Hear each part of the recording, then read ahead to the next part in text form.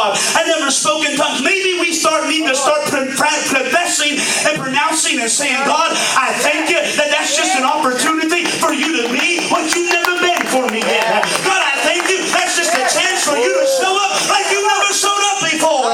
I am who I am. Will this church get it? The I am of God. The I am of the Lord that says, more than what you know, more than you know. Listen, I'll say this braggingly, but I've memorized and forgotten more scripture than some of you have ever read in a lifetime. But I know nothing.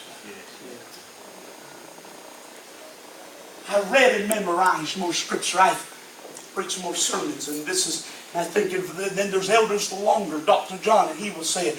He's been in a long time, but then all of a sudden God will do something. And you say, God, never seen you do that before. How about it, Dr. John?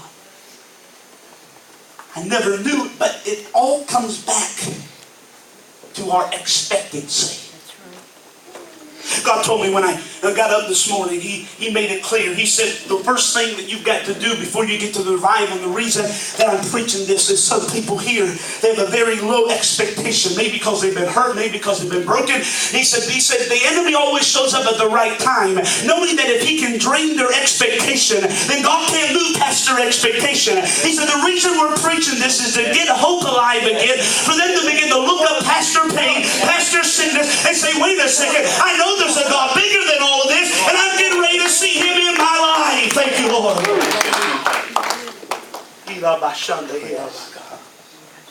I am who I am. What did it mean? What did it mean to them?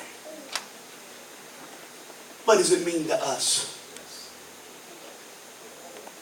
What did this I am factor that they had never heard of before, that actually would become quite commonplace?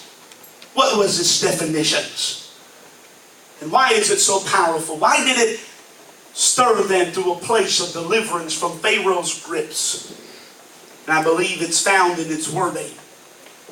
First of all, the word I am there. Let me slow down and teach you. Go to the next screen, please. The word I am is a basic syllable that says Yah. Doesn't sound real meaningful. Yah. Yah. Yah, Yah, Yah. But the syllables,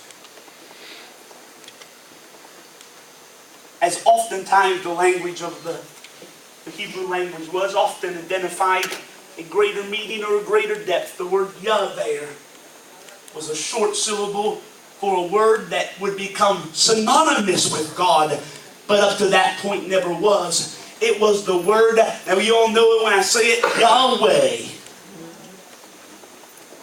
Yahweh, the word Yah. So when he says I am, they had now, we can't even imagine them not knowing God as Yahweh. But when God shows up and says, I am who I am, and he says the word Yah to them in Hebrew. The first he says, tell them Yah is coming to them. And they would understand that in their language, what it meant. And read down the bottom what Yahweh meant. It means the one and the true God. Follow me now. Why would God want to introduce himself as the one and true God? Well, don't you think if these people had been in bondage and had been serving hundreds of God for 400 years, when God was trying to say to every God you ever knew, they were worshiping the sun god and the rain god. They were worshiping that everything had become a god to them. And so when Moses said, God, who is it that's going to deliver them? He said, I want you to go back and tell them the one true God, the God of Abraham, Isaac, and Jacob. He's going to be the one that brings them out. Now watch this. Why everybody watch me for a second. And I believe today we are once again in Pharaoh's grasp. And Perry Stone does a great teaching on this. In Pharaoh's bondage. We have hundreds of gods. I'm not talking about India. Just look in America. Just type up religion on your computer and you'll find hundreds and hundreds of gods being worshipped even in America. I'm going to blow your mind away. I might not get no amen, but I feel this.